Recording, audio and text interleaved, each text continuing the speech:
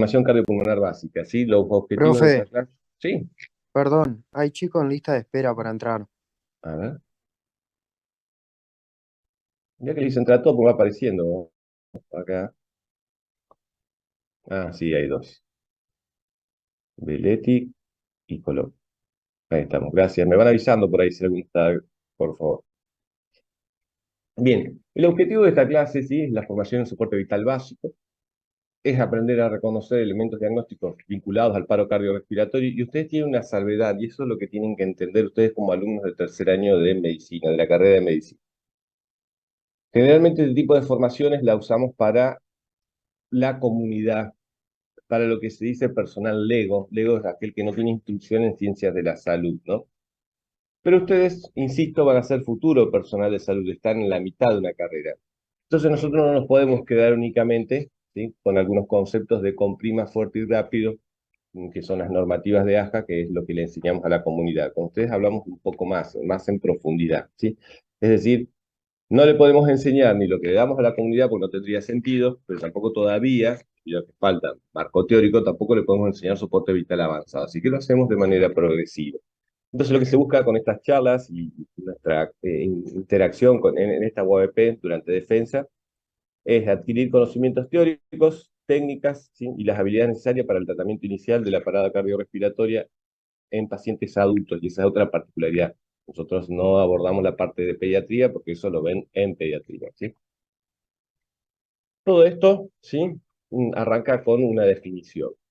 Eh, el paro cardiorrespiratorio no es otra cosa que eso que dice ahí, es la interrupción brusca, es decir, inesperada, y potencialmente reversible de la circulación y respiración espontánea de una persona. Bien, esto lo diferencia, lo de brusca e inesperada, lo diferencia del paciente crónicamente enfermo, del paciente con una definición de enfermo terminal, del paciente en estadio paliativo, en algún proceso oncológico.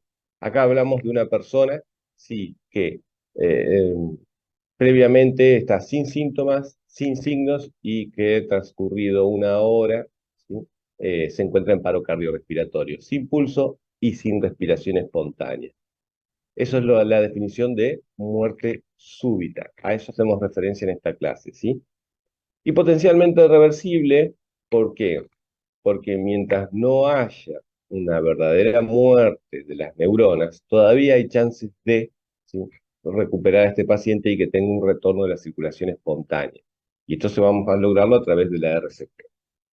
¿Qué tienen que tener en cuenta ustedes, sí, con respecto a la epidemiología? La mayoría de los paros cardiorrespiratorios no ocurren en instituciones de salud, o ocurren en domicilio, y depende de la serie que consulten, pueden ser de un 50 a un 70%. En otros lugares públicos, ¿sí? En vehículos, ambulancias, autos. En vehículos se ha visto ahora, yo trabajo en el servicio de emergencia prehospitalario en la ciudad de Santa Fe, y se ha visto un poco un aumento de la incidencia de paros cardiorrespiratorios en vehículos, y esto está vinculado al estrés, a algún sustrato de cardiopatía isquémica sobre el cual actúan diversas noxas, y bueno, termina en un síndrome coronario agudo complicado con un paro cardiorrespiratorio. En ambientes laborales y otros lugares, ¿sí? O sea, sepan ustedes que a su vez en los domicilios, la mayoría de las veces, los paros ocurren o en la habitación de la persona, en la cama directamente, o en el piso al costado de la cama, o en el baño. ¿Y por qué esto? Por una cuestión muy simple: la persona se siente descompuesta, ¿sí?, entre comillas, hablando de manera coloquial, con náuseas, con ganas de ir al baño. Entonces muchas veces el evento, el paro, se produce en el baño, ¿sí? Situación incómoda si las hay. Dentro de las causas del paro hay un montón. Nosotros hemos tratado de enfocar a nuestra epidemiología, lo que ocurre en la ciudad de Santa Fe. Causas cardiovasculares: el infarto agudo de miocardio, ¿sí?, las disritmias de todo tipo, el embolismo pulmonar y taponamiento cardíaco. Ojo que taponamiento cardíaco, hacemos referencia al agudo, ¿sí? No hablamos del taponamiento cardíaco esperable de encontrar en personas con procesos oncológicos, con infiltración del pericardio, o en trastornos autoinmunes o enfermedades autoinmunes donde el taponamiento cardíaco se produce de manera lenta, y esto hace que haya cierto mecanismo de adaptación. En esta clase nosotros haremos referencia al taponamiento cardíaco agudo en el contexto de un trauma o en el contexto de una herida de arma de fuego o arma blanca. Causa respiratoria, sí, obstrucción de la vía aérea, broncoaspiración, ahogamiento, lamentablemente ahora empieza la época, y sobre todo ahogamientos pediátricos, asfixia, neumotórax a tensión e insuficiencia respiratoria de cualquier causa, ¿sí? Con respecto a obstrucción de la vía aérea, esto se ve más que nada, ¿sí? En esta causa de paro, se ve más que nada en personas, como lo reporta la bibliografía, en los extremos de la vida. Se ve en niños y se ve en adultos mayores que tienen dificultad para masticar, que tienen algún deterioro cognitivo, que tienen alteraciones en la deglución y que se produce una obstrucción de la vía aérea, ¿sí? Causas metabólicas, hiper e hipopotasemia, mm, causas traumáticas, el traumatismo craneoencefálico, trauma de tórax. ¿Por qué? Porque el trauma de tórax generalmente condiciona la rotura o lesión de grandes vasos, alguna contusión pulmonar que después se complica con un cuadro infeccioso y así una serie, una gama de complicaciones a punto de partida del trauma. O hemorragias internas o externas. Se va terminando la época, pero sepan ustedes que en invierno sí hemos visto y se ve en la ciudad causas de paro cardíaco a punto de partida de la hipotermia. Causas iatrogénicas, y ahí es culpa nuestra, ¿sí? Una sobredosificación. Descargas eléctricas, ojo que en descargas eléctricas hay tres escenarios posibles. Uno es la ambiental, o sea, un rayo, que una persona sea impactada por un rayo, ¿no? La otra es una persona en su casa, ¿sí? Que se pone a arreglar un enchufe y recibe una descarga eléctrica. Y otra cosa es el operario. ¿Por qué les hago esta salvedad? Porque va a trabajar con mayor voltaje un operario. Uno que esté en una fábrica o que pertenezca a la empresa de energía, obviamente los riesgos son mayores, ¿sí? Causas tóxicas, muy común, lamentablemente, y acá tienen que tener en cuenta dos cosas.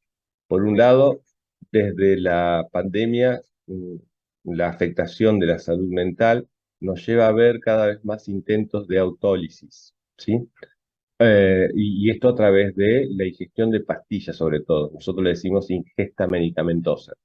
O causas tóxicas en el contexto de el invierno, con el uso de braseros, y eso lleva a la inhalación de monóxido de carbono, eh, el consumo de drogas recreativas, ¿sí? Sobre todo los simpáticos miméticos, y las metanfetaminas, y que va queriendo, ¿sí? Va queriendo ingresar a nuestra ciudad y al ambiente algo de fentanilo, de opiáceos. Y las causas infecciosas, las sepsis, ¿no? Estas son causas principales, después podemos seguir hablando de un montón de causas. Entonces, ¿cómo se diagnostica un paro? ¿Sí? Hasta ahora hemos visto la definición, hasta ahora hemos visto las causas, y ahora cómo se diagnostica de manera clínica, cuáles son los síntomas clínicos que va a presentar una persona en paro cardiorrespiratorio. Una es la pérdida de la conciencia, y el axioma es, toda persona en paro, ¿sí? Está inconsciente, sin embargo, Profe, no toda... perdón, ¿podés repetir porque te muteaste un segundo? Que hasta ahora hemos visto la definición de paro, ¿sí? Causas de paro, y ahora cómo se hace el diagnóstico clínico de paro. Y acá lo que tienen que ver es lo de, el paciente va a estar con una pérdida de la conciencia, es decir, va a estar inconsciente, y el axioma es, todo paciente en paro está inconsciente, pero no todo paciente inconsciente está en paro. Hay múltiples causas de pérdida de la conciencia. Ausencia de un pulso, y hablamos de un pulso central, ¿sí? El carotidio más precisamente, y ausencia de la respiración, que es la apnea, es decir, no hay movimientos de la pared del tórax, pero ojo que hay una variante que se llama respiración agónica, que ya lo vamos a ver en un video. Para evaluar un paciente inconsciente, ¿sí? Nosotros chequeamos un pulso central, es decir, el carotidio, y ahí es donde se busca, donde está graficado en la imagen, ¿sí? Las guías establecen que este pulso central no hay que demorar más de 10 segundos en tratar de ubicarlo y no menos de 5 segundos. O sea, entre 5 y 10 segundos para localizar el pulso carotídeo. ¿Qué es lo que pasa? Y ustedes ya han cursado algo de semio, es difícil a veces, y sobre todo en el contexto de la carga cognitiva de estrés que tiene el manejo de un paro cardiorrespiratorio. ¿Qué es lo que va a pasar con ustedes? Los primeros paros cardiorrespiratorios del día de mañana, ¿sí? Se van a acelerar Y en ese acelere lo que puede ocurrir que pasen por alto algunas situaciones o que duden cuando hacen la toma de un pulso, como por ejemplo el carotidio, ¿sí? Pero bueno, en definitiva, 2 dedos, eso es lo que recomiendan las guías, no usar el pulgar, ¿sí? Y van a tener que buscar el pulso carotidio a nivel del ángulo de la mandíbula. Si no está, ¿sí? Si no se siente es porque no está y se interpreta como un paro cardiorrespiratorio y comienzan a hacer las compresiones. Con respecto a ausencia de respiración, apnea, es decir, no hay movimiento del tórax, les dije, ojo que hay una variante que son esta, la respiración agónica. ¿Sí?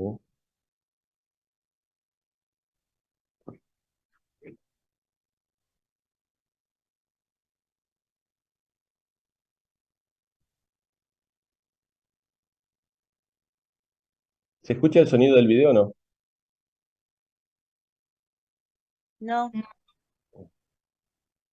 Espérenme un segundo nada más.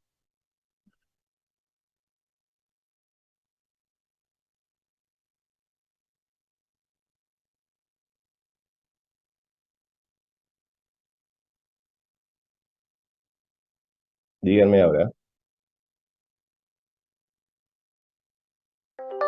El gasping o respiración agónica es una respiración falsa. ¿Ahí? sí se escucha. Sí. Ah, ok. Ok. Pero vamos de vuelta, sigamos entonces. No la confundas con una respiración normal. Estás ante una parada cardíaca. Puede haber convulsiones. Ese es el gasping. Esa es la respiración agónica. Las bocanadas se van espaciando.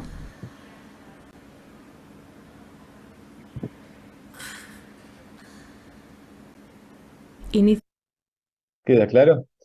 Queda claro para diferenciar lo que es la apnea, falta de movimientos respiratorios en el tórax, versus la respiración agónica. ¿Por qué se hace esta salvedad? Por una cuestión muy simple. Ustedes van a estar van a estar viendo que la persona mueve el tórax, ¿sí?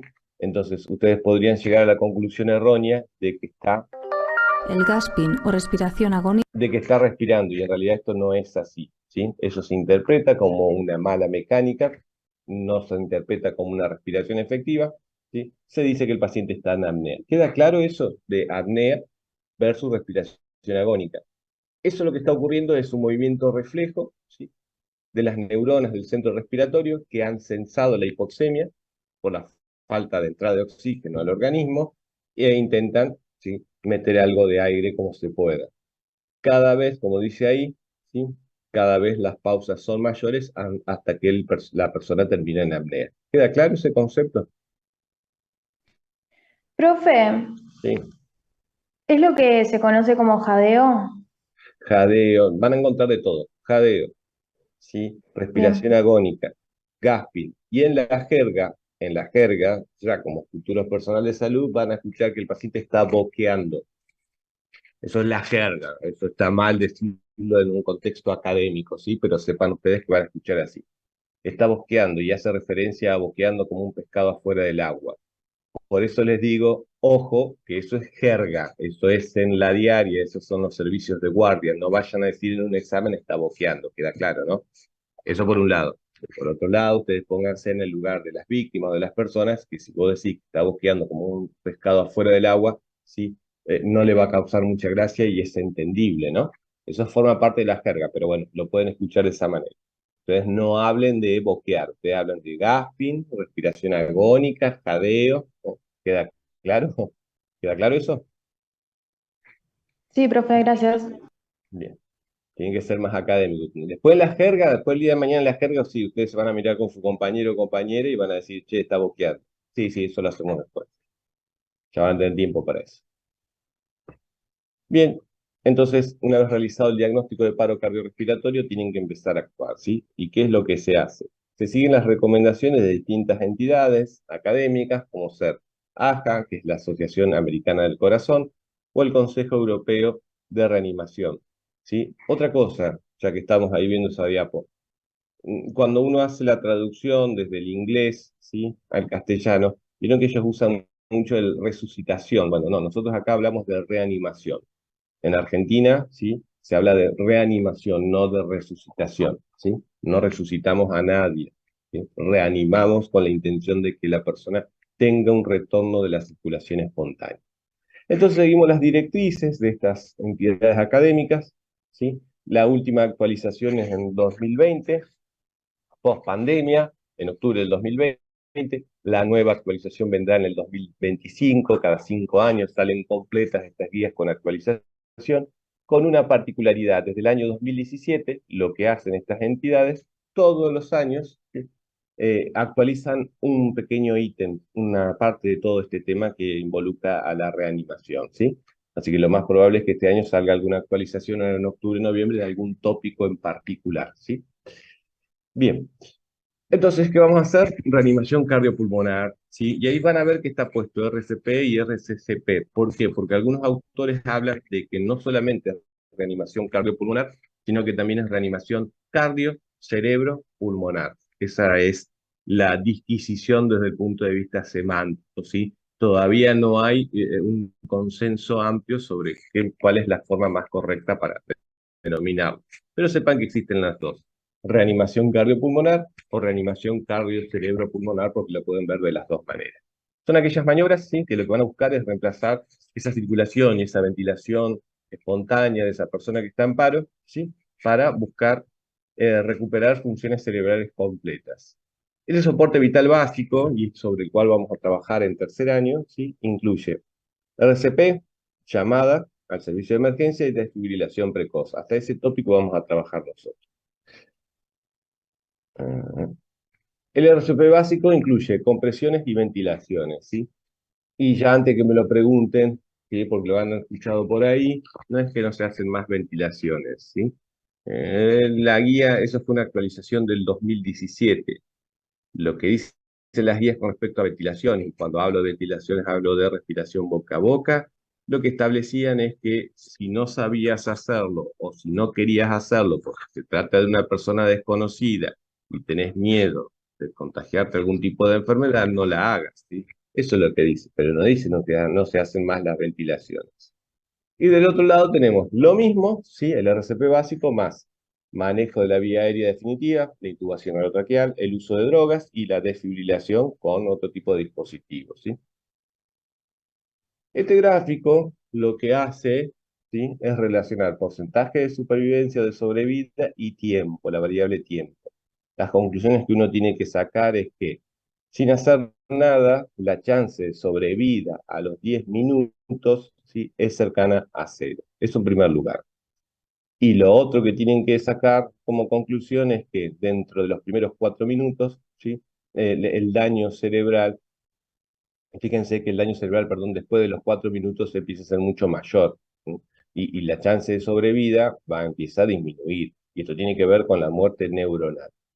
¿Por qué este gráfico, chicos? Por una cuestión muy simple. En 10 minutos sin hacer nada, la chance de sobrevida es cercana a cero. En la ciudad de Santa Fe, ¿cuánto creen que tarda un servicio de emergencia prehospitalario en llegar a un domicilio, por ejemplo? 30 minutos. En realidad un poco menos, ¿sí? En realidad entre 15 y 20 minutos. 20. Entre 15 y 20, sí. Todo va a depender, y esto es muy variable, yo hablo de promedio, ¿no?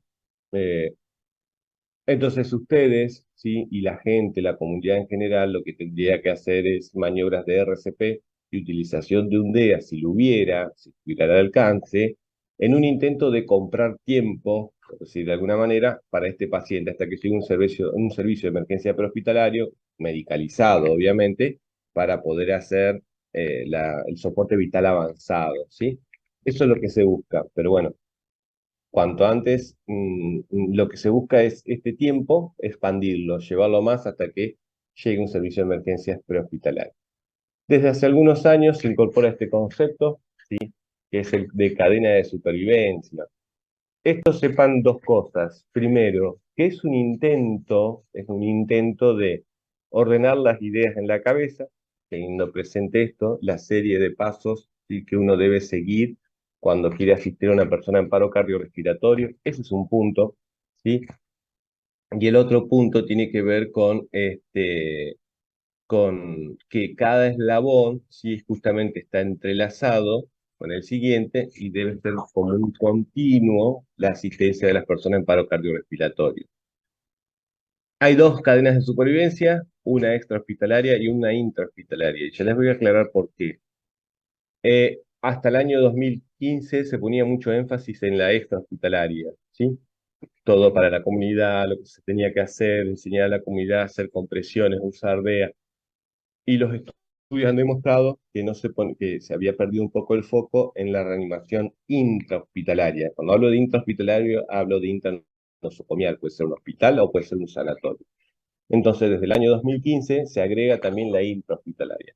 ¿Por qué? Porque pacientes que están internados, ¿sí?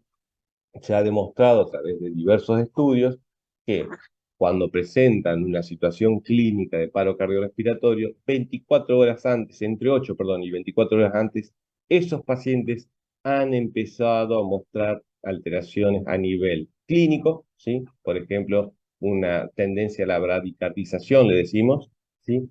O alteraciones del laboratorio. O sea, dicho de otra manera, lo que hay que hacer con pacientes internados es controlar, por eso está la lupa, el investigar, che, ¿por qué este paciente aumenta empeora la función renal? ¿Por qué está hiperpotasémico? ¿Sí? ¿Por qué cada vez está más acidótico? A eso hace referencia la intrahospitalaria. Y desde el año 2020 se agregó este eslabón acá, ¿sí? Que nosotros no vamos a trabajar mucho con esto, obviamente, porque habla de la recuperación. Acá el paciente, tanto en el intra como en el pre, ¿no? Acá el paciente ya ha salido del paro, ha sobrevivido al evento y se va de alta hospitalaria o nosocomial. Tiene que seguir con una serie de pasos, ¿sí? Nosotros vamos a trabajar en tercer año con estos tres primeros acá.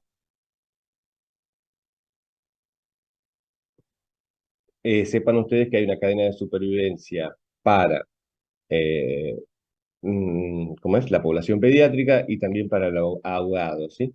Bien, entonces, una vez que evaluaron a una persona inconsciente, y llegaron a la conclusión de que no tiene pulso carotídeo, es decir, pulso central, que lo estuvieron buscando entre 5 y 10 segundos, que miraron el pecho y tenía una apnea, ¿sí? Es decir, que no movía o tenía una respiración agónica. Entonces, ustedes lo que van a tener que hacer es aplicar esta secuencia de actuación. La secuencia de actuación, sí, tengan en cuenta que no es lo mismo que evaluación inicial. La evaluación inicial es un paciente que no está en paro, ¿sí? Este es un paciente en paro al cual hicieron la evaluación inicial, llegaron a la conclusión de que está en paro y hay que empezar a hacer cosas. La C hace referencia a las compresiones, la A al manejo de la vía aérea y la B a la ventilación, ¿sí? Antes que nada hay que garantizar la seguridad de los que van a reanimar, es decir, de los reanimadores, ¿sí? Ante una persona que perdió el conocimiento de manera súbita, lo que hay que corroborar es que si realmente está inconsciente. ¿Y eso cómo se logra, cómo se hace? A través de la estimulación verbal y táctil. Y acá voy a aclarar algunas cosas, ¿sí? La bibliografía dice que hay que generar un estímulo táctil. Hasta hace algunos años se generaba dolor en una víctima inconsciente, pero ojo que era una práctica avalada, no era algo de cinismo o de perversidad, ¿no? Entonces generaba pellizcos y demás. Hoy lo que recomiendan las guías es un pequeño pellizco sobre el trapecio, ¿sí? Que es algo molesto, o apoyar, y esto tengan en cuenta que es apoyar los nudillos sobre el esternón, porque el esternón prácticamente no tiene cobertura muscular, ¿sí? Entonces cuando ustedes ejercen cierta presión, es molesto. Por lo tanto, si la persona no estuviera inconsciente, se va a despertar o va a generar ¿cómo es? De reacción. Entonces, por un lado, el estímulo verbal, ¿sí? Eso por un lado. Y por otro lado, insisto, un estímulo táctil. Si esa persona no responde al estímulo verbal, no responde al estímulo táctil, está verdaderamente inconsciente. Y ahí es donde ustedes tienen que migrar, ¿sí? A hacer controlar el pulso carotídeo y mirar el pecho, si lo mueve o no lo mueve, y si ahí está presente o no el pulso carotídeo.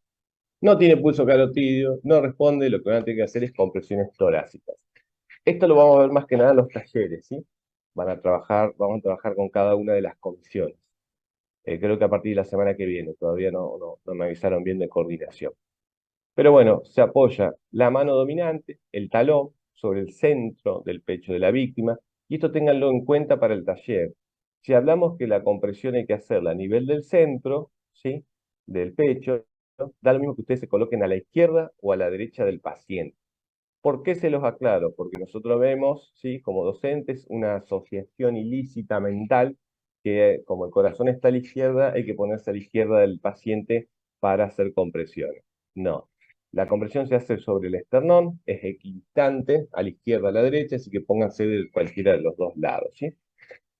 Estas compresiones tienen que seguir algunas características para hablar de compresiones torácicas de calidad. Otra cosa, fíjense que yo hablo de compresiones torácicas, no de masaje cardíaco. Masaje cardíaco implica abrir el tórax, meter la mano y masajear al miocardio, ¿sí? Al corazón. Acá no ocurre eso, solo hacemos compresiones torácicas. Estas compresiones torácicas tienen que alcanzar una profundidad en el adulto de 5 centímetros, no más de 6. Tienen que lograr 100 a 120 compresiones por minuto y van a estar haciendo 2 minutos seguidos, lo más probable, de compresiones, por lo tanto, su objetivo va a ser de 200 a 240 compresiones en 2 minutos. ¿Sí?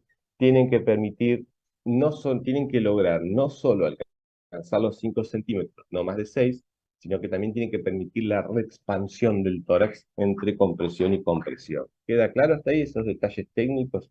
Insisto, esto lo vamos a repasar de manera práctica con los talleres. Esas son las recomendaciones con respecto a compresiones torácicas. ¿Y por qué todo esto? Porque lo que ustedes buscan es esto acá. Distinguen ese pistón, ¿no? Que está acá y que va comprimiendo el corazón que está acá. ¿Lo ven? Sí. Bien. Entonces, la parte estática es la columna, ¿sí? La parte dorsal de la persona. Lo que se puede mover es el esternón, que es este que está acá. Y esto que está acá es el corazón. Entonces, lo que ustedes buscan con la compresión es exprimir ese corazón para que algo de la circulación siga funcionando, ¿sí? Hasta que podamos brindar un soporte más efectivo. Por eso habla que la reanimación cardiopulmonar busca, ¿sí? Busca reemplazar de manera transitoria la circulación y la ventilación espontánea del paciente. Entonces, ahí vamos de vuelta, fíjense en todos los estadios, acá está el corazón. Lo que se busca es, insisto, exprimir este corazón a través de la compresión del esternón y el corazón queda atrapado entre la columna y el esternón. Esto surge otra hipótesis acá, ¿sí? Esto que ustedes ven acá es un dispositivo mecánico, se llama Lucas, ¿sí? Ya se los voy a mostrar. Este es un dispositivo mecánico para hacer compresiones torácicas, es como un pistón, como ustedes lo ven, y así es como funciona el Lucas. Se llama así el dispositivo, Lucas, como si fuera el nombre. La versión número 3 está ahora. No lo tenemos acá, sí, en Argentina, por lo menos en la mayoría de los lugares que yo he visto, porque en Estados Unidos cuesta $70.000, no sé cuánto costaría acá, ¿sí? Tiene que entrar al país. Bueno, ya les voy a mostrar lo que es Lucas cuando terminemos, ¿sí? Queda claro qué es lo que están buscando ustedes con las compresiones torácicas, pero para poder lograr eso, tienen que deprimir esta pared del tórax 5 centímetros, no más de 6, y fíjense que tienen que permitir la reexpansión también, ¿sí? Y tienen que lograr 100 a 120 compresiones por minuto. Con respecto al siguiente paso, es la A, ¿sí? En la secuencia de actuación. La A hace referencia a manejo de la vía aérea. Esto vamos a ver alguna cuestión general, y este concepto sí lo vamos a recuperar después en cuarto año. En cuarto año vemos lo anterior, más un manejo más avanzado con respecto a la vía aérea. Para abrir la vía aérea, ¿sí? ¿Qué es lo que ocurre? Nosotros lo que planteamos es esto que está acá. A ver. Eso es un video, ¿sí? De una resonancia. Vayan mirando las distintas estructuras anatómicas. No tiene sonido, así que no se preocupen. Dígame si se reproduce el video nada más. Sí, se reproduce. Muy bien. Entonces, ¿alcanzan a reconocer estructuras anatómicas acá? No es anatomía, sino si alcanzan a reconocer algunas cuestiones. Sí. Muy bien. Eso que ustedes ven acá, ¿sí? Es la lengua. Eso que ustedes ven acá es el paladar blando. Fosas nasales, esto es la región de la boca, ¿sí? Y obviamente, mirá vos, esto es todo vía aérea, lo que está en negro, ¿sí? Nasofaringe, orofaringe, y laringofaringe y obviamente tráquea. Eso que ustedes ven ahí, ¿sí? ¿Qué estructura anatómica es? Esta acá. Esa es. Epiglotis. Muy bien, esa es la epiglotis, ¿sí? Entonces, fíjense con una persona en decúbito dorsal, llamamos al principio, fíjense el calibre de la vía aérea. No puedo sacar esto, pero bueno, no importa. Fíjense el calibre de la vía aérea, ¿ven? Y fíjense cuando la persona tira la cabeza para atrás. ¿Qué es lo que notan ustedes? Acostado, ¿sí? Acostado la víctima, cabeza para atrás. ¿Qué es lo que notan? Aumenta el Una diámetro. apertura. Bien, eso es lo que buscan ustedes con una apertura manual de la vía aérea, chicos. ¿Ven? Buscan aumentar el diámetro de esa vía aérea. Eso por un lado. Y fíjense con la persona en decúbito dorsal, ahí, me complica esto acá que no sé, pero fíjense acá. Esto es la famosa, insisto, esto es paladar blando, esto es paladar duro, esto es lengua, ¿no? La base de la lengua, que tenía relación con la cara anterior de la epiglotis, obstruye en parte a la orofaringe. Fíjense ahí con el paciente en decúbito dorsal, ¿sí? Y fíjense cuando tiramos la cabeza para atrás, ¿qué pasa con esa base de la lengua? ¿Ven? Esto acá, ¿se nota? ¿Se ve eso? ¿Queda claro? Ven, este espacio acá. Entonces lo que hacemos con la maniobra frente-mentón, por ejemplo, es empujar o despejar esta vía aérea al desplazar la base de la lengua hacia adelante y hacia arriba. ¿Queda claro? ¿Qué es lo que se busca? ¿Sí? ¿O no? Sí, profe. Sí, profe. Sí, sí. Bien. Entonces, cuando ustedes leen, ¿sí? Que, eh, miramos, se pasó de todo. Cuando ustedes ven que hay que abrir la vía aérea en el contexto de paro, una de las maniobras esa es la frente-mentón, tirar la cabeza para atrás buscando eso que ustedes vieron en ese video, ¿sí? Excepto, excepto en pacientes en los cuales se sospeche que hay lesión cervical asociada. Ahí esa maniobra de tirar la cabeza para atrás no está indicada, chicos, está totalmente contraindicada. ¿Por qué? Por la hiperextensión, ¿sí? De la columna. Ahí se hace lo que se llama tracción mandibular o subluxación mandibular. Eso no se preocupe, pero lo vamos a ver en cuarto. Pero bueno, sí, hasta ahora lo que han hecho es evaluar a una persona inconsciente, ¿sí? Han chequeado de que no tiene pulso carotidio y está en apnea esta persona, han hecho el diagnóstico de paro, van a comenzar con compresiones torácicas, un segundo nada más. Van a comenzar con compresiones torácicas y otra de las cosas que van a hacer es abrir la vía aérea para poder otorgar ventilaciones. Y esa es la maniobra frente-mentón, lo que estuvimos viendo recién. Y el último punto es la B. Acá. Acá vienen los problemas. Como futuro personal de salud, chicos, yo no les vamos a enseñar respiración boca a boca, pues no tiene sentido, porque nosotros no hacemos como profesionales de la salud, no hacemos respiración boca a boca o ventilación boca a boca. Nosotros usamos dispositivos, como este acá. Esto se llama bolsa, máscara, válvula o AMBU, ¿sí? AMBU es una marca comercial, eso tienen que saberlo. AMBU es una marca comercial. En realidad el dispositivo se llama bolsa, máscara, válvula. Así se llama el dispositivo de manera correcta. Entonces, la B hace referencia a ventilación. Nosotros como personal de salud no hacemos ventilación boca a boca, ¿sí? Nosotros vamos a usar dispositivos. Tampoco usamos las Pocket Mask. Las Pocket Mask son esas barreras, son esas máscaras, ¿sí? Esto, por ejemplo, sería acá, esta parte, sin todo esto.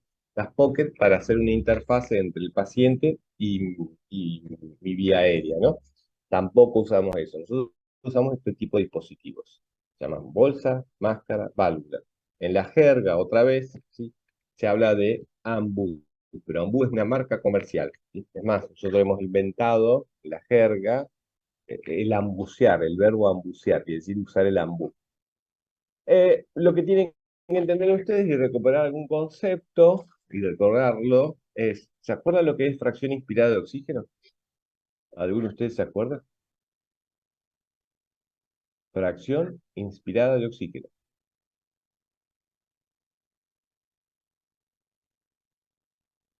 ¿Eh? ¿Se acuerdan? Si no se acuerdan, me dicen, yo se los digo.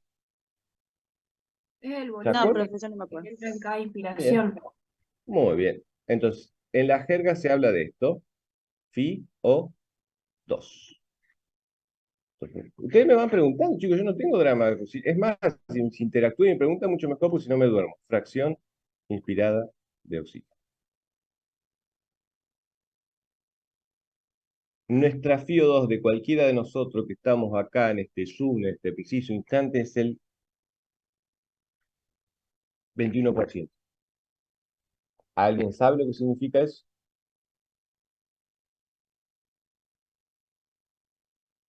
¿No? Hay La cantidad de 21% moléculas de de oxígeno. oxígeno. Que cada vez que nosotros inspiramos, de manera normal, ¿sí? Inspiramos una mezcla de gases, chicos. De esa mezcla de gases, tan solo el 21% corresponde a oxígeno. ¿Queda claro eso? El otro 78% era nitrógeno, ¿sí? Y después había otros gases. Ese es un concepto del primario, secundario, yo nunca me acuerdo de eso, pero recuerdo ya mezcla de gases. Entonces, ¿queda claro el concepto de fracción inspirada de oxígeno? Es es el porcentaje real de oxígeno que uno mete con cada inspiración. ¿Estamos hasta ahí? Sí, profe. Muy bien. En un paciente en paro necesitamos una FiO2 cercana al 100%. ¿Por qué? Porque el paciente en paro no mete aire, tan simple como eso, ¿sí? Entonces, no le va a alcanzar nunca la FiO2 al 21% del aire ambiente, ¿sí? Por una cuestión muy simple, no entra aire.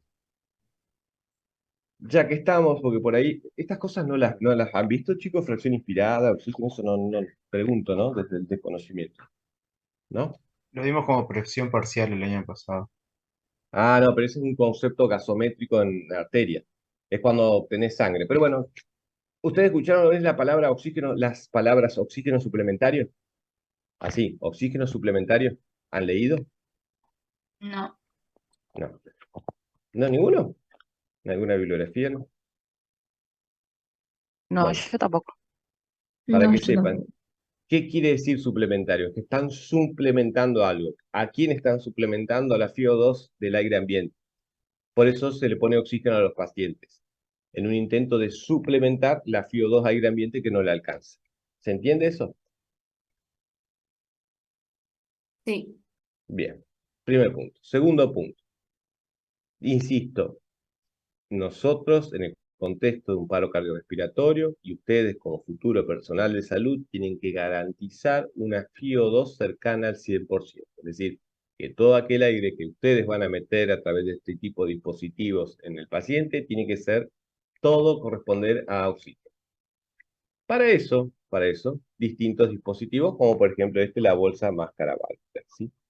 ¿Se acuerdan cuál es el volumen corriente nuestro? Es decir, cada vez que inspiramos, ¿cuánto aire metemos en mililitros o centímetros cúbicos? 500 mililitros. Muy bien, 500 mililitros. Estas bolsas tienen 1,5 litros, 2. ¿Sí? Ya lo van a ver, la parte práctica. Entonces, decir, ¿cómo calculo? Porque no le puedo pasar 1,5 litros, 2 de aire, porque si de la ventilación el volumen corriente es 500, bueno, la bolsa se deprime 1/3 aproximadamente, ¿sí? Todo esto para llegar a esta siguiente conclusión. Y acá los voy a separar en los dos escenarios, como personas pertenecientes a la comunidad, es decir, LEGO, o como futuros personal de salud. Como futuro personal de la salud y como personal de la salud en mi caso, ¿sí? Nosotros vamos a usar dispositivos como la bolsa máscara válvula, buscando una FiO2 cercana al 100%, ¿sí? Y eso se logra con este dispositivo y abriendo el oxígeno a 15, 20, en 12 a 15 litros por minuto. Del otro lado, la respiración boca a boca. Se calcula, ¿sí?, que la FiO2 que yo voy a expirar en la vía aérea del paciente en paro ronda un 15 a 17%. ¿Sí? Por eso no es tan recomendable la ventilación sin dispositivo, ¿sí?, si no la sabes hacer de manera adecuada o si no la querés hacer por cuestiones de bioseguridad. ¿Por qué? Porque está comprobado que es mucho más efectivo hacer compresiones de calidad que intentar hacer ventilaciones que no te salgan bien. La gran diferencia está en los chicos. En los chicos, la mayoría de las causas de paro cardiorrespiratorio son los cuadros respiratorios.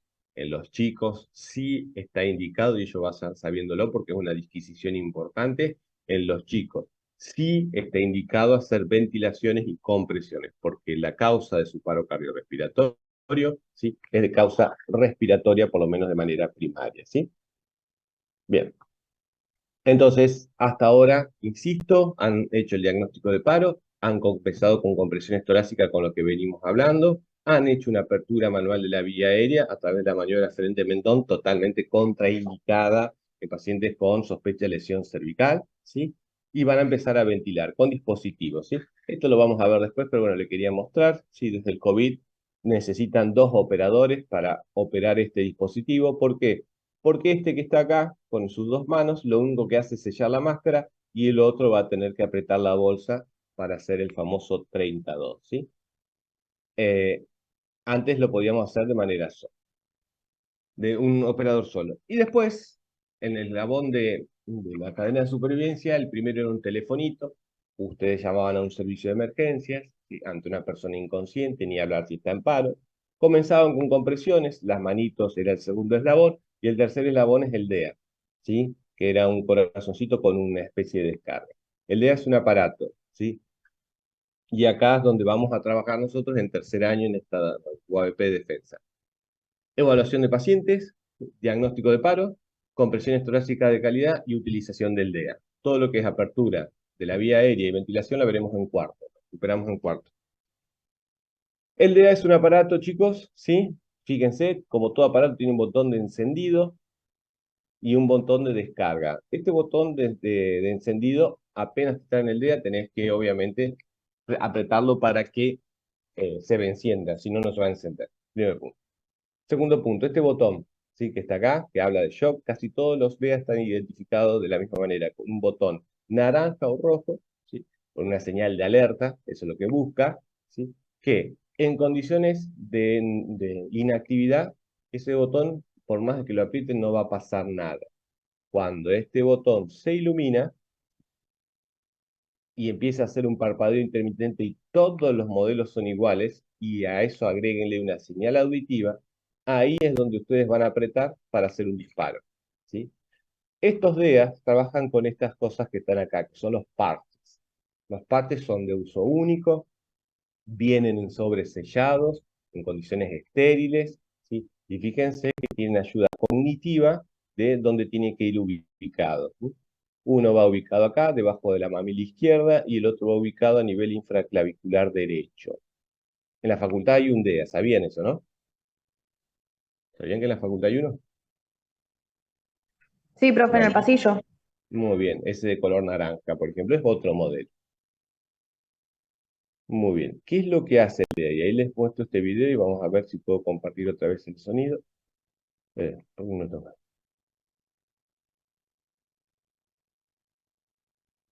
Compartir. Ahí está. Debería escucharse el sonido, díganme si se escucha.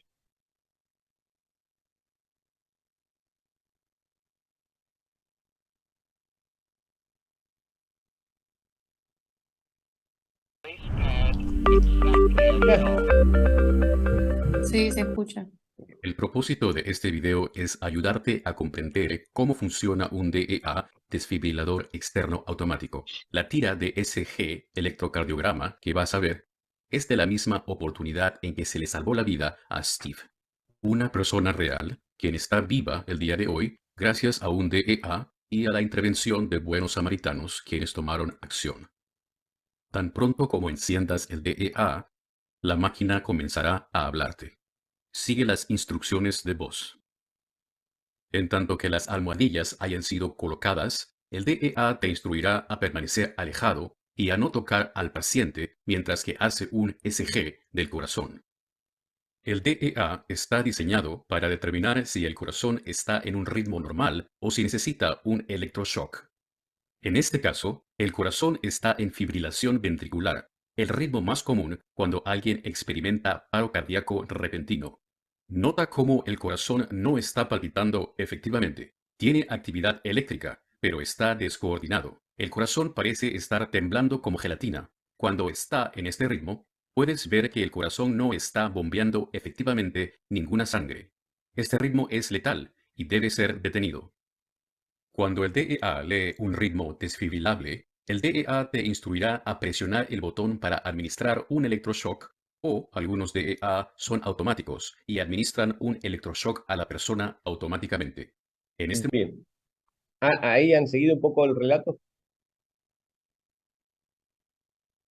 Sí, Bien. Vieron que nosotros siempre hablamos de DEA, ¿sí?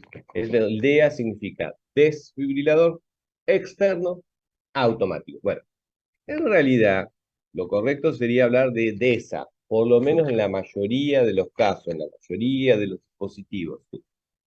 DESA es desfibrilador externo semiautomático. ¿Y por qué semiautomático? Por una cuestión muy simple. Si yo, la persona, no aprieto el botón, el aparato no descarga.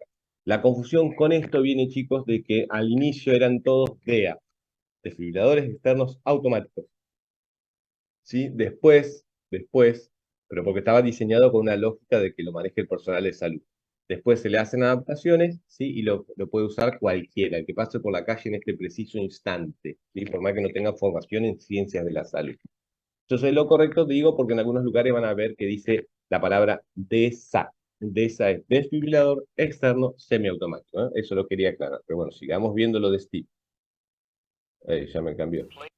alguien experimenta para administrar un electroshock, o algunos DEA son automáticos y administran un electroshock a la persona automáticamente. En este momento, nadie debe estar tocando a la persona. El DEA enviará una corriente eléctrica a través del corazón, la cual regresará al DEA completando un circuito. El propósito de este electroshock es detener el corazón completamente de este ritmo descoordinado por un periodo de tiempo. Escucharon lo que dijo, ¿no? El corazón viene funcionando a los tumbos, ¿sí? Y esto son fenómenos eléctricos, se llaman fibrilación ventricular, taquicardia ventricular sin pulso. Lo que ustedes van a hacer, porque es más o menos lo mismo cuando se les tilda la computadora o el celular. ¿Qué hacen ustedes? Lo reinician. ¿Estamos de acuerdo con eso? ¿Ponen reiniciar o no? ¿No hacen eso? Sí, Bien. Acá es la misma lógica, con una particularidad. El reseteo se hace a través de una descarga eléctrica externa, ¿sí? Entonces, lo que ustedes intentan hacer es a ese corazón ponerlo en punto cero para que vuelva a arrancar. Sigan la imagen del trazado y los movimientos. O muy corto y darle tiempo para que se reajuste. Nota cómo el electroshock detuvo toda actividad eléctrica en el corazón de Steve por un breve momento. Segundos después de este electroshock, nuestro propio nódulo SA, nódulo sinoauricular o el marcapasos de nuestro corazón, tratará de ganar control del corazón y le dirá al resto del corazón cuándo apretar. Puede tomar hasta 2 minutos para que el corazón se reorganice a sí mismo después de un electroshock, antes de que pueda funcionar otra vez y bombee sangre al cerebro efectivamente. Esta es la razón. Fíjense, puede tardar, hiciste la descarga, ¿sí? El aparato va hablando, va diciendo cosas y en un momento les va a decir, se recomienda una descarga, nadie toca al paciente, o sea, tienen que asegurarse que ninguno de los operadores, ni siquiera ustedes estén tocando al paciente, ¿sí? Y aprietan el botón y fíjense que dice que puede tardar hasta 2 minutos en volver a su funcionamiento normal, ¿sí? ¿Y qué es lo que van a tener que hacer? Por la cual serás instruido a comenzar ESP inmediatamente después del electroshock. Tu trabajo es administrar compresiones fuerte y rápidamente en el centro del pecho para bombear sangre manualmente al cerebro y de esa forma mantener el cerebro vivo. Tus compresiones no interferirán con el corazón mientras trata de reorganizarse a sí mismo eléctricamente. Entonces no te preocupes acerca de eso. Después de 2 minutos, el DEA te instruirá a detener la RCP. Volverá a analizar el corazón e informará si se necesita otro electroshock. Siempre escucha a la máquina y sigue las instrucciones de voz. En el caso de Steve, el S Bien, no importa lo de Steve. Sigamos adelante. ¿Queda claro qué es lo que hace un DEA? Es un aparato, tiene un botón de encendido, apenas ustedes lo aprietan, empieza a hablar. Ojo con esto porque es como el celular, no es que ustedes tocan y ya arranca. A veces tienen que tener apretado el botón en los distintos modelos un ratito para que se encienda, ¿no? Automáticamente empieza a hablar. Lo que hace el DEA, chicos, es una computadora, es una computadora que hace sensa información que recoge a través de los parches que van pegados sobre el pecho de la persona, pecho descubierto obviamente, ¿sí? Lo que hace el aparato es hacer esta disquisición de lo que está ahí, ¿sí? Sensa si son ritmos desfibrilables y ustedes van a escuchar, no esto, no van a escuchar esas palabras, van a escuchar, se recomienda una descarga. La traducción clínica para ustedes es que ese paciente que está en paro cardiorrespiratorio tiene una fibrilación ventricular o una taquicardia ventricular sin pulso, ¿sí? Eso es lo que les está en la traducción clínica para ustedes. El aparato no les va a decir, tiene una FB, tiene una TB sin pulso. Ustedes lo que van a escuchar es, se recomienda una descarga. Hay un fenómeno eléctrico, hay una anarquía a nivel de las contracciones de cada una de las cámaras del corazón, ¿sí? Eso hace que se afecte el gasto cardíaco y ahí es donde el aparato les dice, se recomienda una descarga, es decir, que está diciéndole que tienen que resetear ese corazón.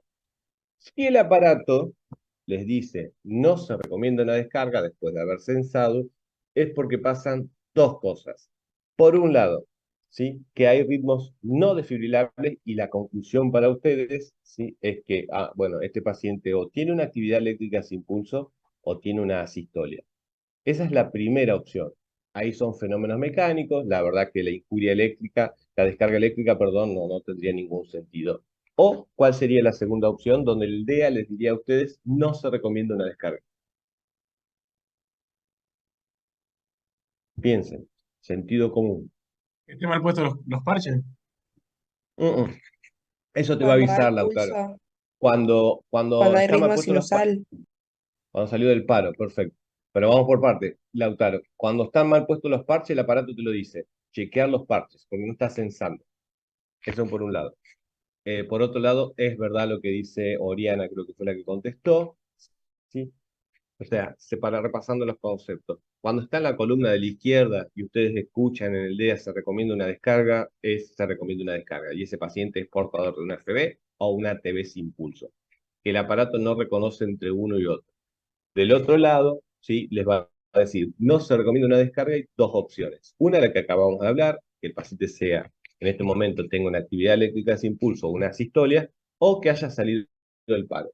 Y es verdad lo que dice Oriana, cuando el aparato está censando por un lado, qué ritmo tiene, si la columna de la izquierda o la columna de la derecha, ustedes tienen que hacer un control clínico del pulso, porque pudo haber salido del paro. Si salió del paro, ustedes les van a escuchar que, ¿sí? No se recomienda una descarga. Insisto, el aparato no reconoce cuando sale del paro. El reconocimiento lo hacen ustedes. El aparato divide en dos opciones. Plan A, se recomienda una descarga. Plan B, no se recomienda una descarga. ¿Sí? En la opción B, ustedes son los que tendrán que decidir qué es lo que se hace. ¿Queda claro? ¿Sí?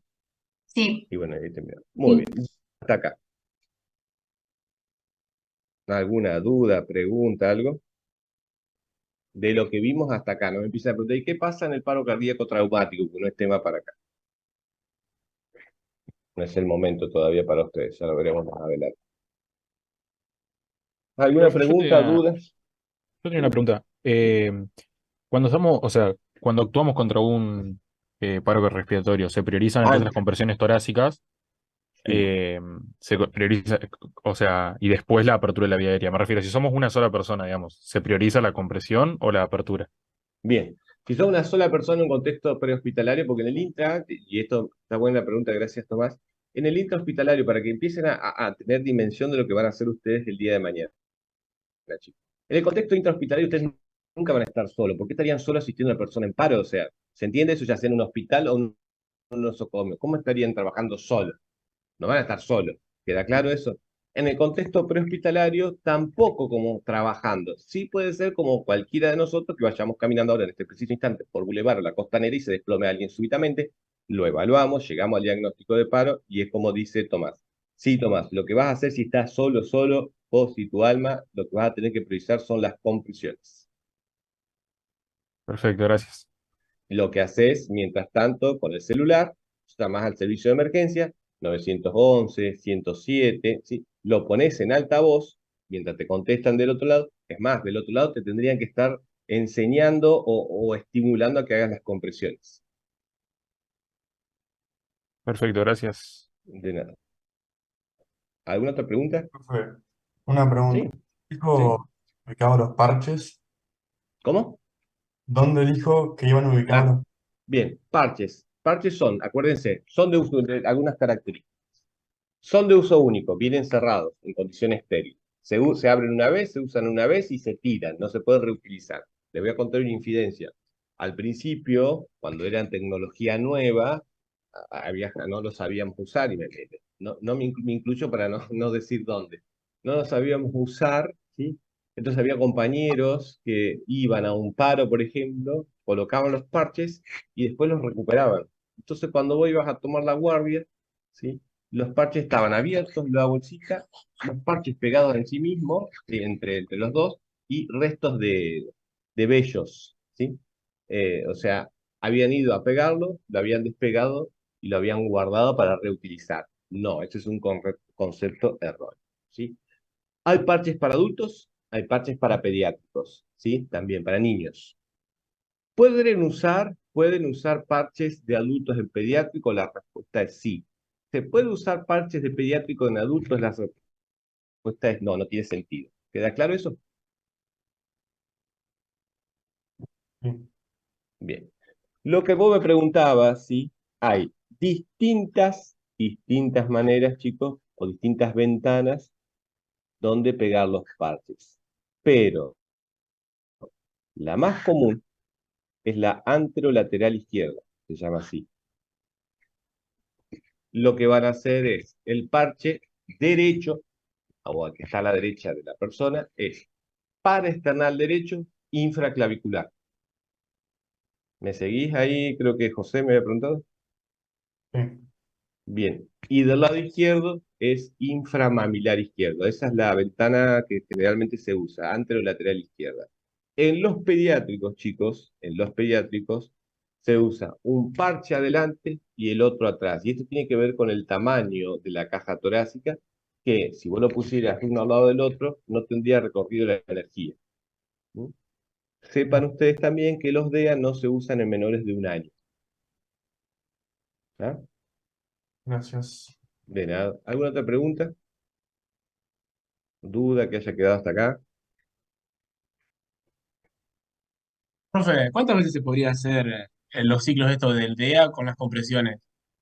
O sea, ya sé que Bien, hasta que se reanime la persona, pero sí, hasta que salga el paro es una opción, no hay un tiempo preestablecido, pero sí hasta que la persona salga del paro, hasta que llegue la asistencia, hasta que hasta que te canses, Lautaro. Por eso, la estrategia poblacional siempre buscó, chicos, es que cuanto más personas haya en una comunidad formadas en RCP, en compresiones torácicas y utilización del DEA, ni hablar ventilaciones si fuera necesario, mejor sería. ¿Por qué? Porque vos me vas reemplazando a mí, yo a vos, ¿me entendés? A lo que voy. O sea, podríamos sostenerlo mucho tiempo. Eso es concepto general. ¿Quién me preguntó recién? ¿José no. o Lautaro? Ah, Lautaro. Eso en términos general. Pero ahora, como estudiante de medicina, yo te voy a decir algo, ¿sí? Paciente en paro cardiorrespiratorio, hablemos de fisiopatología. ¿Qué pasa con la célula? Y cuando vos la vas deprivando de oxígeno, ¿sí? Lo más probable es que cuanto más tiempo esa célula esté deprivada de oxígeno, ocurra la muerte celular. Entonces, sí, pero ¿podría estar de manera indefinida haciendo compresiones, ventilaciones y descarga? La respuesta es no, porque tarde o temprano va a haber destrucción celular.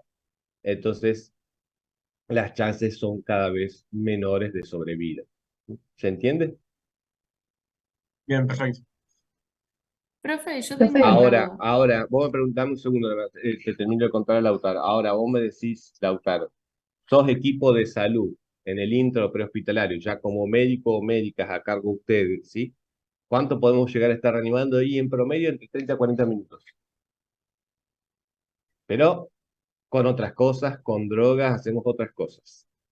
¿Se entiende eso? Claro, claro, sí, no es lo mismo. Eso es promedio, ¿eh? Por ahí habrá menos, y por ahí en el paciente sí hay una salvedad, chico, el paciente con hipotermia. El paciente con hipotermia grave o severa que lo condujo al paro a ese paciente, ese pueden llegar a estar reanimando 1 hora, hora y media. Y tiene que ver, tiene su lógica en que en un paciente con hipotermia severa, el metabolismo celular está disminuido. Entonces, el metabolismo de las drogas puede llegar a estar afectado por esto, en cuanto a velocidad. Por eso, generalmente, usted va a escuchar un axioma en medicina, en las guardias, que es: el paciente en paro por hipotermia no se declara muerto hasta que esté caliente. Usted dice, ¿cómo es contradictorio? Se hace referencia a lo siguiente: un paciente con hipotermia severa está, y esto entiéndanlo así como ejemplo grosero, está frío como un hielo, como un cubito de hielo cuando lo tocas. Después de reanimar todo, no es que se va a poner caliente, no es que va a tener 37 grados, 36, pero tienen que sacarlo de esa situación donde la piel o el cuerpo tiene una temperatura similar a un cubito de hielo. Por eso ustedes van a escuchar en la jerga que un paciente en paro por hipotermia, ¿sí?, no se reanima hasta que esté caliente. No se deja reanimar, perdón, hasta que esté caliente. Sí, no me acuerdo qué más, qué me había preguntado. Yo tengo una pregunta. Sí, Cuando realizás las compresiones con las ventilaciones, sí. que serían 30 compresiones con 2 ventilaciones, Bien, ¿evaluás el pulso? bien, gracias, Delfina. Yo aclaro los dos escenarios. Si van a hacer compresiones solamente, es verdad, 100, 120 por minuto, a los 2 minutos paran. O sea que van a hacer 200, 240 compresiones, paran y chequean si hay retorno de la circulación espontánea y retorno de la ventilación. Eso por un lado. El otro esquema que plantea María Delfina es el siguiente: es 32. Ahí van a ser 30 compresiones, 2 ventilaciones, y eso, Delfina, lo haces 5 veces. 32 lo haces de manera continua durante 5 veces. Al terminar, ejecutar el quinto ciclo, otra vez parás, como lo hacíamos cuando solamente eran compresiones, y chequeás. ¿Qué chequeás? Si retorno el pulso y si volvió la respiración. Ah, genial. Eso tenía la duda. ¿Se entiende Cuando los solo dos evaluaba el escenarios? pulso. ¿Se entiende los dos? Con solo compresiones y compresiones más ventilaciones. Generalmente, Delfina, hacer los 5 ciclos de 32 te lleva aproximadamente casi 2 minutos, Ah, bien, que es genial. más o menos homologable. Lo que pasa es que te lleva hacer 5 ciclos, chicos, hacer 5 ciclos de 32, y lo van a ver en la práctica, te lleva 1 minuto 45, 1 minuto 47. Para lograr solo un único discurso se puso como convención 2 minutos.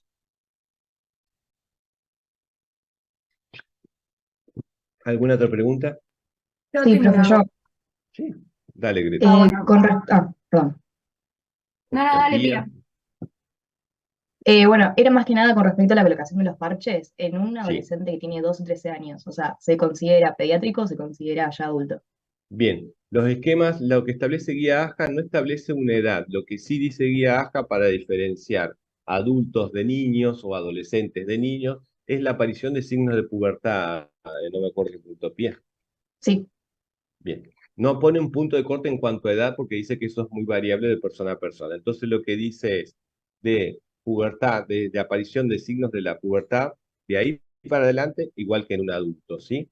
La particularidad es que el signo de pubertad lo interpreta la aparición del botón mamario en las mujeres y la aparición del vello axilar y genital en los varones, Ah, perfecto. para no Buenísimo. hablar de edad, porque eso es muy variable de nene a nene, de nene a nene Claro, y por de nene a eso, nene. tal cual. Sí. Muchísimas gracias. No, de la Greta. Mi pregunta era con respecto al DEA. Ujú. Antes de prenderlo, ¿se colocan los parches o el DEA te guía a colocar los parches?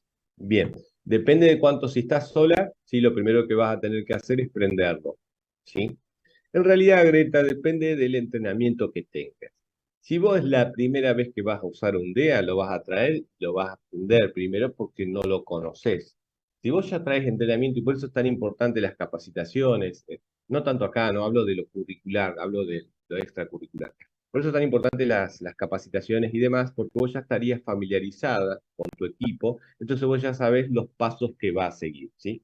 Pero en realidad, si vamos con distintos escenarios. Si estás sola, primero lo aprendes, ¿sí? Y se vas escuchando lo que te va diciendo el paso a paso. Si somos dos, ¿sí? Mientras yo hago compresiones, vos lo vas prendiendo, vos vas siguiendo las instrucciones y yo sigo haciendo compresiones. Todo depende de cuántos seamos también. Buenísimo, gracias, profe. ¿Qué es lo que pasa? Y te les voy a contar algo. Los DEAs, chicos, los DEAs tienen pausas entre indicación, ¿sí? Entre una indicación y la siguiente. Pero son pausas que están hechas a propósito, para que te ordenes, para que ejecutes la tarea de manera ordenada, ¿sí? Una vez, para que ustedes entiendan por ahí la lógica de las situaciones estas. Una vez, un servicio acá en la ciudad de Santa Fe va a una unidad no medicalizada en un primer momento, ¿sí? Y bajan con un DEA y empiezan con compresiones a utilizar el DEA. La familia veía, los testigos, la familia de esa persona que estaba en paro, escuchaba y veía que había pausas muy prolongadas, entonces los chicos venían trabajando y de golpe dejaban, esperaban. Entonces, sepan ustedes que que los van a querer por ahí decirle que no están haciendo nada, y en realidad no es que no están haciendo nada ustedes. Están siguiendo la sistemática, están siguiendo el coacheo, porque se le dice así, una especie de coaching, el coacheo que les está haciendo el DEA. ¿Se entiende? Tiene hechas pausas prolongadas a propósito. Sigan las instrucciones que dice el DEA. ¿Alguna otra pregunta? Si no, ya los libero. Y nos vamos a ver a partir de la semana que viene en los talleres. ¿Nada más?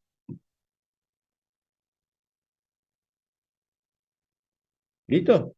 ¿Listo a la 1? ¿Listo a las 2? ¿Listo a las 3? ¿Los libero entonces? Sí, perfecto. Gracias, Bueno, profe. nos vemos, chicos. No, profe, Hasta luego. gracias. Gracias.